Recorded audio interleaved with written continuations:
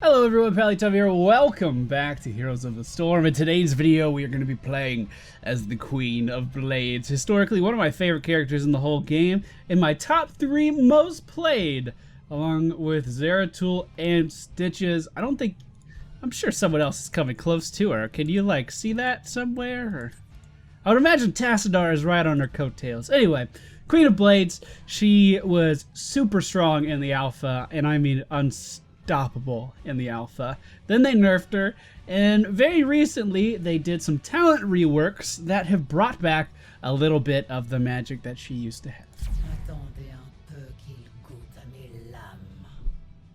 That's very long-winded. Alright, ladies and gentlemen, we find ourselves on the best map in the whole game, Blackheart's Bay. We are going to be going for sharpening blades at level 1.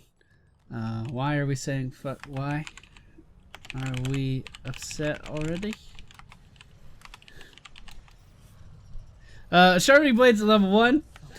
This is going to increase the damage of our W ability. Our W ability is Impaling Blades. It's going to stun anyone in that area that I just laid down. You basically place the AoE. After a short delay, it's going to then impale anyone standing there for a lot of damage, actually. That's where you get the majority of your damage from with Kerrigan. That ability, as you can imagine, with that delay, is a little bit hard to land. So how do we make it easier? Well, we use our E ability. Our E ability, I believe, is called Primal Grasp, right? Yes. And it's going to pull a target into us. So the Kerrigan combo historically has been you have to wait for the right moment. Here we go. This should do. Yeah, you drop your stun on the ground, then you pull people into it. Not going to be crazy strong if Tassadar's giving shields to everyone, but you know what? That's okay. We can still harass these people a little bit out of lane. A little bit. It's not going to be a ton. Alright, this is going to be a hard one to win. We might have to just give him some coins here. Our friendly Tassadar already backing up a little bit. Let's go in on their Tassadar. He's been putting the shields out on other people. Let's try to punish him a little bit. I did end up getting 3 of those coins, and now I'm just going to try to leave. Hopefully with the help of our Abathur, I can do just that. Beautiful.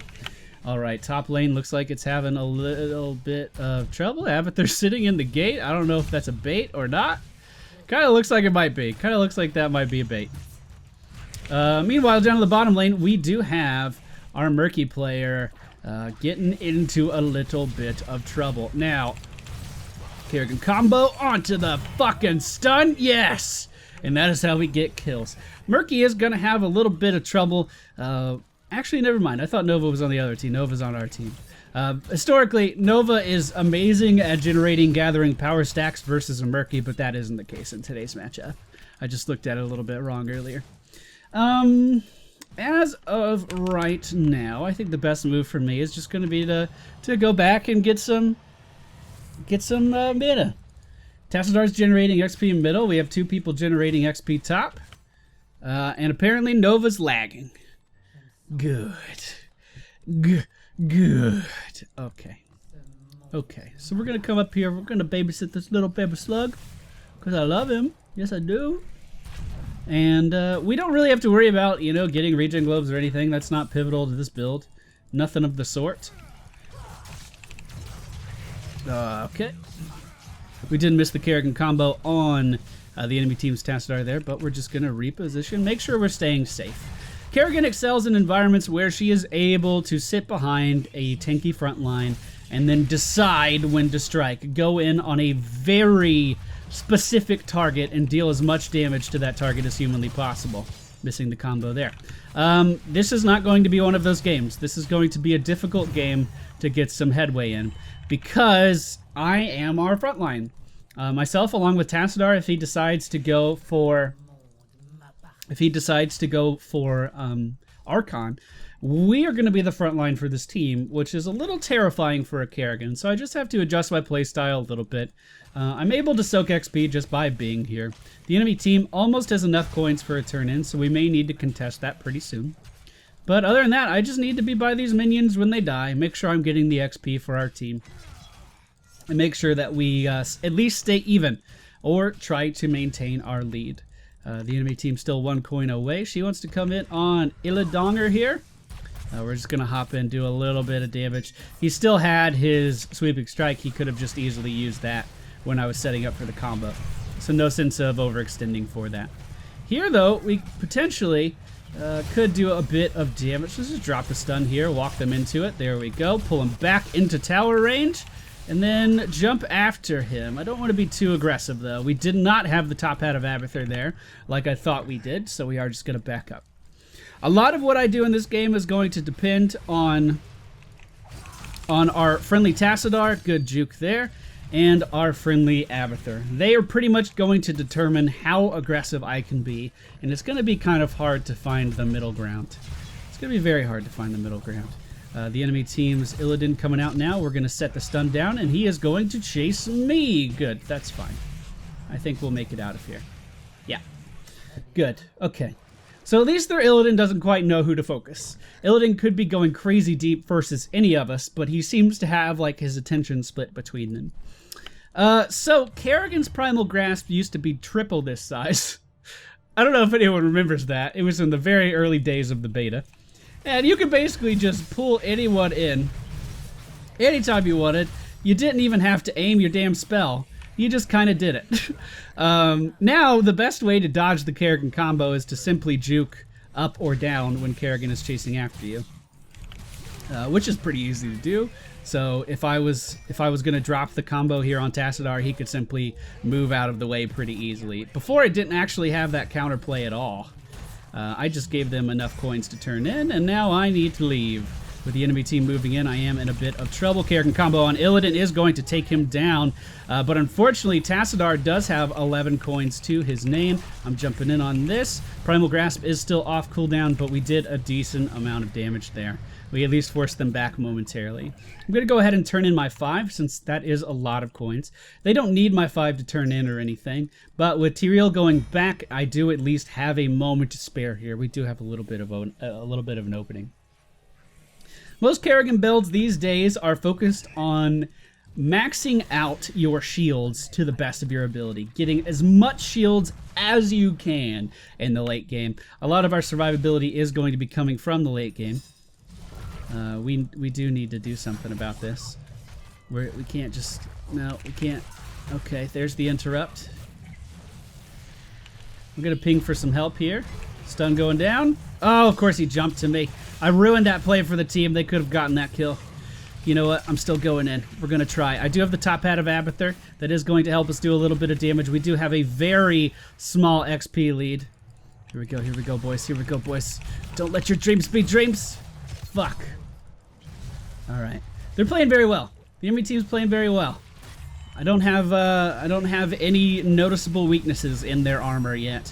Uh-oh. Uh-oh, we have force walls coming out from our friendly Tassadar. He knows how to dodge the combo, and it's making me sad. But we can do that. We'll pop our ultimate and come in here without a care in the world. Hopefully the friendly team starts to follow us. The shield going out is going to give them quite a bit of protection.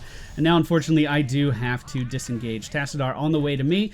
We deterred the enemy team's Tassadar long enough, so we'll be okay. We actually got the first bombardment of the game off as well. So even though the enemy team has 16 coins, we have been deterring them from turning those in, which is actually pretty hard to do, while still maintaining an XP lead. Let's see how he reacts. Just like I wanted you to, but I missed the combo by a fucking inch. The Octograb going out on the enemy team's Asmodan. Illidan, buddy, I think you... Oh, it's a trap. It's a trap. Oh, shit. Dude, what's up with everyone using force walls all of a sudden? I feel like I paved the way for that shit. Every Tassadar you see is throwing force walls down everywhere. But we are going to be taken down by the enemy team. So, Kerrigan is very much a character that's all in. She's always had a place in the competitive scene because she excels at killing mages. She is great at killing mages. So even before that, she was pretty good at killing Zeratul. And that's a copy of Abathur killing an egg under a tower. I mean, that's a pretty good use of an Abathur copy, I'm not gonna lie. She's always had her place because she can do so much fucking damage on command. I mean, look at that. Look at that. That's just good. That's just good. I can stay in here, actually. Yeah, we can stay in here just fine. And that's 2 more coins. I believe those were my 2 coins. We'll just go ahead and take those back. The enemy team did pick up a bombardment, and they almost have enough for another one. Murky just died to a mercenary camp. A real death. A real Murky death to a mercenary camp that was pushing a lane. Oh, that's upsetting. Okay, we'll just try to push this lane back as best we can. I like to go for Fury of the Swarm at level 4. A lot of people don't agree with that. They like to say that, what is it, Psionic Pulse is a better talent. I like Fury of the Swarm because you don't have to use any mana to get the benefit. You just kind of sit here and you auto-attack, and you're going to be generating shields off of everything you auto-attack. I did not explain Kerrigan's trait, which is one of her strongest features. It's called Assimilation. Whenever you deal damage with an ability or an auto-attack, you are going to generate a shield for 10% of the damage that you just dealt, which becomes very strong throughout the course of your game. As we continue into the late game, I'm going to be picking up talents that allow me to hold on to this shield, retain this shield, for longer time periods. The enemy team probably in here already. I'll just pick up that, don't mind me. Tassadar is here to help. I'm just going to pop all of my cooldowns and disengage, I guess. Good force wall. Good precision strike too, though, actually. We might be able to pick up a kill on Illidan here, but I feel like we're overstaying our welcome. So I am actually going to full disengage. Stun going out is going to hit 2 members of the enemy team, allowing our Tassadar to hopefully get away. But a very good force wall coming out there is going to help them secure the kill. Illidan now jumping in on our Nova, who is playing pretty aggressively. The Shrink Ray coming out for the enemy team. There's my stun again, hitting 2 members, but it was a little too late. A lot of the skill cap with Kerrigan is not actually landing the combo itself. That'll come pretty easily, but landing the stun without the combo is very hard to do. I don't know why she's dotting. I did just about everything for her there that I could have. The enemy team likely going for a turn in right now. Murky getting taken down, and it looks like they see his egg. Maybe we can help with that.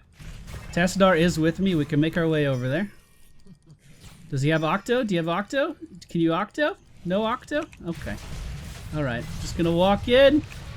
Stun on top of the Metamorphosis is not going to land, but we have enough damage between the two of us to pick up those 3 coins. The enemy team now turning in, giving themselves a bit of an XP lead. We are going to have to do something to get this back. One thing we can do is simply get these giants and have them push down the bottom lane. Kerrigan is actually really, really good at jungling. With the shield talents, she's able to clear these camps out without taking any damage. But most importantly, she can clear the camps out pretty quick without losing much mana in the process as well. Well, that's fascinating. He'll be fine. Not even worried. I'm going to get this camp for the friendly team. Looks like Tyrael's pushing up a little bit. It's possible that the enemy team was contemplating going for boss there. Not too sure why the copy of Abathur was actually out at all. I don't know. Maybe he's just using it on cooldown. Alright, well, we have 10 coins between the two of us, so we can turn in. Hopefully Tassadar sees that too. I'm going to go ahead and ping that. We are going to go for aggressive defense at level 16. Tassadar showing himself middle and then walking down here is definitely not what you should be doing. But it doesn't look like they picked up on the fact that we have enough coins to turn in. Please turn in. What are you doing? Okay, I'm going to try to zone a little bit. We did pick up a kill on the enemy team's Azmodan down in the bottom lane. We are on the same talent tier as the enemy team, which basically means even though they have the level advantage, it's not as much of a power spike as it would be if they were a talent ahead of us. They are located up in the top lane right now, potentially going for boss soon. I'm going to ping that I'm on my way up there, although Nova and Murky are still down in the bottom lane. Just going to try to grab this really quick. Tyrael, of course, sees me. Looks like they were able to take down the Abathur down in the bottom lane. That's a pretty big boost for our offensive capabilities. With Abathur down, we are going to land the stun, and Tyrael's going to have to put his butt in there for the damage. He's going to have to cash that check with his butt that he doesn't have enough money for. I always mess up that reference somehow. You know what I meant, right? And even if you don't, who the fuck cares? I thought I saw someone here. Did Illidan get the talent that allows him to go through stuff? No. Or did he? No. Okay. Alright, so we're going to pick up another camp. This is going to be pushing top. The enemy team did get boss, though. But look how many fucking shields I have now. I've essentially doubled my maximum HP. That makes things like Illidan significantly easier to deal with. We're going to go ahead and pop Maelstrom, which is our ultimate, and just deal a shit ton of AoE damage to everyone around us. Going in on Tyrael now, we can actually continue to chase and potentially pick up a kill. No, we weren't that lucky. But I'm actually not feeling any pressure from the enemy team here, so I'm totally fine pushing. We still have enough shields to double our HP. While they do have their Abathur back on the map, their Illidan is not around, so we can at least get these towers, get a nice level advantage, and then try to disengage. I should always just predict that. I keep throwing my stun out, hoping to take advantage of Tassadar's positioning, but he always does the dimensional shift every single time. Good force wall is going to lock me in for a little bit. Again, Illidan not here, so I'm not too worried. Switching all of my attention onto Tassadar, pulling Azmodan back into that precision strike before he could leave, and now we're going to jump in on the real Tyrael here, making it so he can't go anywhere. Now with 7 coins, I'm going to try to turn these in as fast as I can. Don't need to be walking around with a ton of these. And because of the current situation with the enemy team, I think I am going to go for a Megastorm. Increases the Maelstrom size and shield generation. Maelstrom is my AoE ultimate. It is a big-ass AoE around me. I never actually explained it. And while that AoE is out, it's going to be ticking damage to everything and generating some pretty substantial shields to help us stay alive. And when you don't have much of a front line, it becomes a very, very good ultimate. The other option is the Ultralisk, and I do like the Ultralisk more. I think it's a much more fun ultimate. But the Ultralisk is really, really good at split pushing now. If you get the upgrade at level 20, your Ultralisk will die and then like melt into an egg and then be reborn and continue to push as long as the egg doesn't die.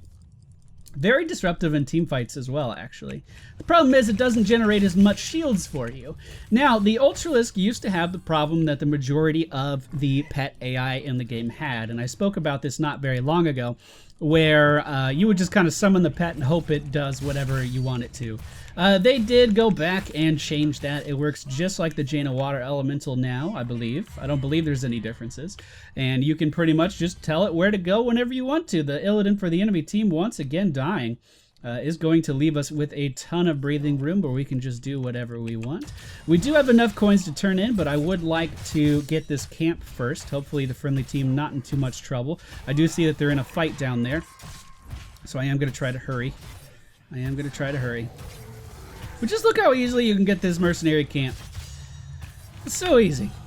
Like I said, a lot of people prefer the Psionic Pulse at level 4 for their AoE damage output. That's what we have Fury of the Storm for. Psionic Pulse, the only reason I don't like it is because you have to spend mana to get that damage out, which doesn't feel good on Kerrigan. Kerrigan's survivability, everything about it, has to... Oh, I even predicted it that time, and I was still off. Everything about Kerrigan's survivability has to do with her blue mana bar. Everything. Back in the day, you used to have to manage this mana bar so well, or you would just die. That's still kind of the case. You do get a ton of shields, as you've been seeing throughout this entire video, but I still have that mentality grained into my psyche. If I spend too much mana on Kerrigan, I feel like I'm doing something wrong, and I don't want to do things wrong. I want to be good at this game. So that's why I picked Fury of the Swarm at level 4. Definitely an optional choice for sure.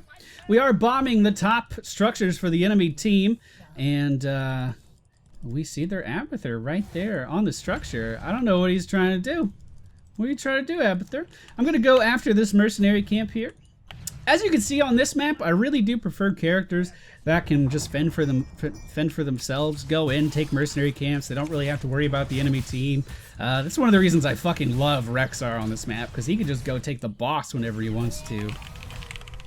But also Tyrael, great on this map because you can use his Q ability, his sword throw, to just get over everything. You can traverse this map in so many cool ways on... Oh, she's gonna get the slug. Beautiful. You can traverse this map in so many cool ways on Tyrael. The blink coming out for Azmodan, but buddy, you ain't going nowhere. We're gonna pull him into the Kerrigan combo. Unfortunately, Nova didn't think I was gonna do it. You see that? You see that? We are 3 levels ahead of the enemy team. No more talents are gonna be given to us, but we are going to hit pretty fucking hard. The Tassadar and Tyrael doing a great job of dodging these combos. Credit where credit's due. We are starting to stack some damage against the enemy team's Tyrael, but Illidan doing a number on our back line. We do need to put it into that. Abathur coming in with the Kerrigan copy, effectively doubling our crowd control, and now we should just be able to walk in here and deal some very, very meaningful core damage. The shields are down, and we are going to start to chip away, start to end this game. We should be able to just sit here and end it. Nova seems a little hesitant to hit the core. Tyrael coming out with the judgment on top of Nova. I'm going to just stay on core. Yeah, whatever. Yeah, none of this is meaningful to me at all. I'm just going to stay on core. Let's make them focus me. Remember, I'm generating a ton of shields in here, so I'm still pretty safe. And with that, we are going to win the game. I love Kerrigan. I've always just loved her. Everything about the character design I love, and her playstyle in Heroes is just fantastic. And if you want to see my desktop really quick, I actually have a Kerrigan desktop there. A little bit of behind the scenes for you. What's up? Alright, so that was Kerrigan, the Queen of Blades. The talents I went for, these are pretty standard. This is what I go for in most matchups. It just feels really good. You have Sharpened Blades, increases the damage of your W by 20%. Remember, the backbone of playing Kerrigan is being able to land the Kerrigan combo. You drop your W, and then you pull people into it with your E. It is easy to dodge once you learn how to dodge it, but you will catch a ton of people off guard. Not everyone can pay absolute attention to what Kerrigan is doing all the time, so you need to master this before you start to take Kerrigan too seriously. Our level 4 talent, Fear of the Swarm, I talked about that plenty. That's what we're using to cleave with our basic attacks. Assimilation Mastery just increases your health and mana regen when you have a shield. Kind of like Feral Heart for Rhaegar. Pretty much the same basic idea, but you're going to have a shield all the time. Like if you right click on something, congratulations, you have a shield. And it has some really good synergy with Lingering Essence, which increases your assimilation shield duration to 20 seconds. And Aggressive Defense, which increases the base shield amount gained by 100%. So you do become quite defensive. To go along with that, we do have Maelstrom, deals 60 damage per second to nearby enemies, lasts for 7 seconds. Every time you pulse damage, you are generating a shield for yourself as well. And at level 20, we increase that with Omega Storm. Maelstrom size increased by 25%. Amount of assimilation shields generated increased by 100%. So there you go. That is Kerrigan. That is the Queen of Blades. Up next, I believe we have Karazim. Yes, I don't have a lot of experience on him. I left this one to Hengist because he likes to play him all the time. But I should be able to do okay. Thank you all for watching. I hope you enjoyed, and I'll see you all next time.